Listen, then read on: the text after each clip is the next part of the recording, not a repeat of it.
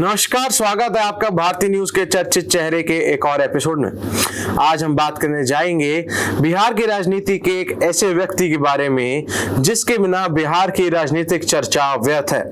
जी हाँ, आपने सही समझा। आज हम बात करेंगे बिहार के मुख्यमंत्री नीतीश कुमार की। बिहार की राजनीति में अगर किसी एक व्यक्ति ने सबसे ज्यादा यू टर्न लिए हो तो वो है नीतीश कुमार। पर इस कहानी में सिर्फ पलटी नहीं बल्कि प्रैग्मेटिज्म भी है और एक लंबी पॉलिटिकल सर्वाइवल की स्ट्रेटेजी भी। नीतीश कुमार का जन्म 1 मार्च 1951 को बिहार के बख्तियारपुर में हुआ। उनके पिताजी फ्रीडम फाइटर और आयुर्वेदिक डॉक्टर थे।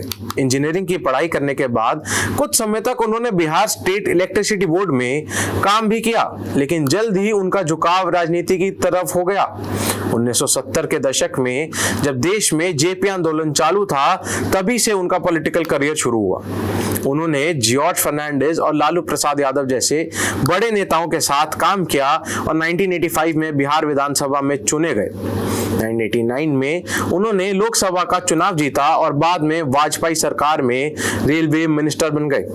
उनके टेन्योर में आईआरसीटीसी, ऑनलाइन रिजर्वेशन और रेलवे मॉडर्नाइजेशन जैसे बड़े रिफॉर्म्स लाए गए, जिनका असर आज भी दिखाई देता है।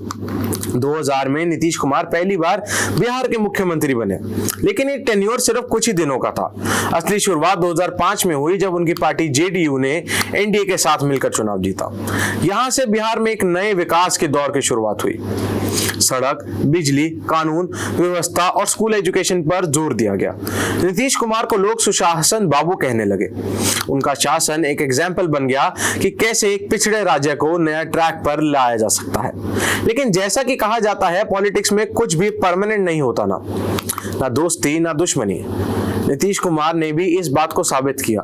2013 में उन्होंने बीजेपी से अलग होकर सेक्युलरिज्म के नाम पर आरजेडी और कांग्रेस के साथ गठबंधन बनाया। 2015 में इस गठबंधन ने बिहार में जबरदस्त जीत हासिल की, लेकिन सिर्फ 2 साल बाद 2017 में नीतीश ने एक और पलटी मारी। लालू पर करप्शन का आरोप लगाया और फिर बीजेपी के साथ मिलकर सरकार बना ली।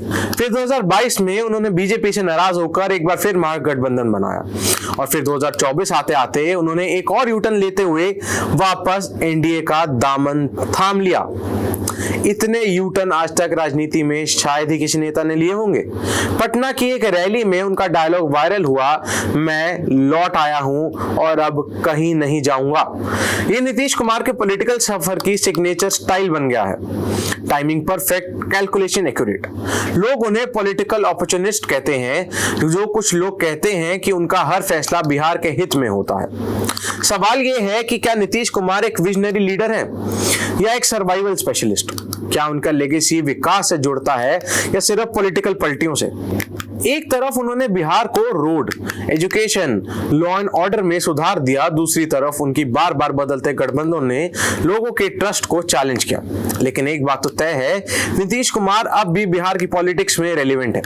वो एक ऐसे नेता हैं जिन्होंने समय के हिसाब से खुद को बदला, हर चैलेंज का जवाब स्ट्रैटेजी से दिया और हर गठबंधन में अपने लिए एक स्पेस बनाई।